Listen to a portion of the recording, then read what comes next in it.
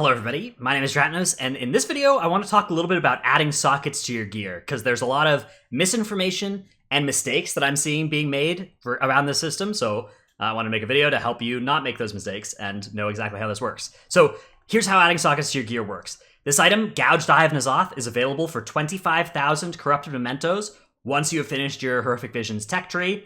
At this point in the patch, many people have already been starting to add sockets to your gear, but if you've been taking Horrific Visions more slowly, or if you've been stockpiling your entries, you might be approaching the point where you start earning these.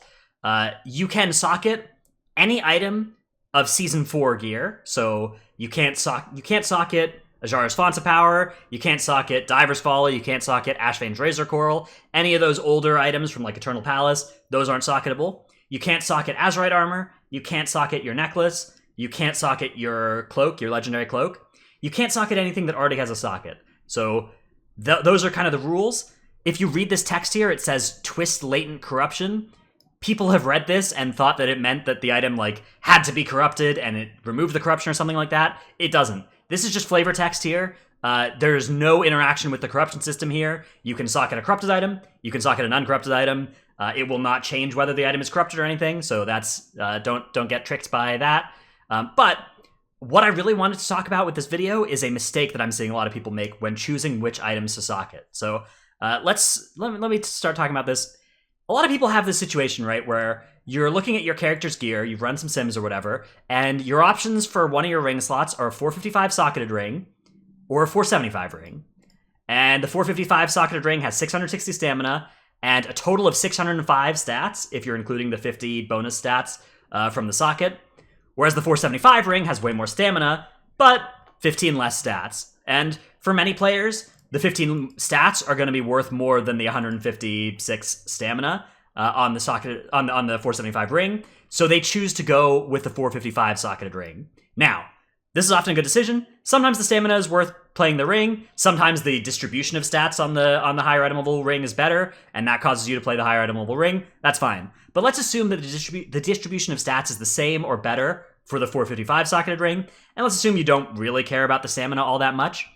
So the first thing people think about then is they think, all right, I'm getting my socket, I'm getting the ability to put a socket on my gear, I'm gonna put the socket on this 475 ring. If you do that, you've now generated this. You've generated a 475 socketed ring, right? So you still have the same amount of stamina on it, and you have 640 stats, up from 590. So you've gained 156 stamina and 35 stats on your gear, right? Sounds pretty good. And people feel pretty good about this because now they're like, oh yeah, I've got this awesome 475 socketed ring, I'm set.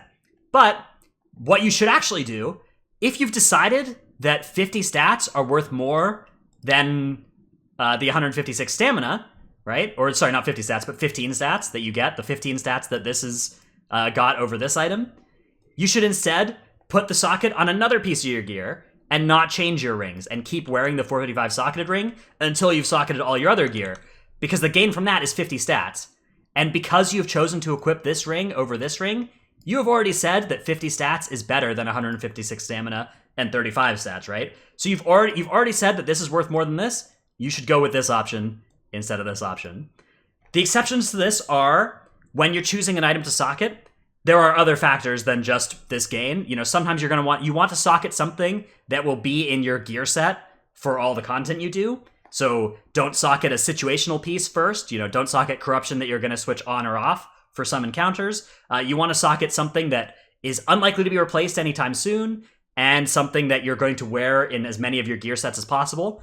So balancing those incentives might sometimes cause you to put, for this option to be better, because maybe this option you'd only wear for 80% of fights, and this option would give you an item you'd wear for 100% of fights. That's fine. That's a reasonable line of thinking. But just don't be tricked here. Just make sure you've actually thought about it and gone through a decision-making process, and you haven't just been tricked by thinking a 475 socketed ring is so great, because since we've already identified, right, item levels on rings don't really matter. The difference between a 455 and a 475 ring, pretty small.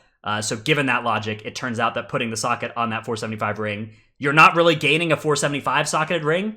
You already had a 455 socketed ring, right? So you're gaining 20 ring item levels when we've already discovered that the benefit of a socket is more than the benefit of 20 ring item levels. Anyways, that's been my video here on sockets. Hope this has helped you make some good decisions for your character going forward. If you like this video, remember to like and subscribe and stuff. Check out my Twitch stream, twitch.tv/ratnos. Thanks everybody for watching. I'll see you in the next one. Bye.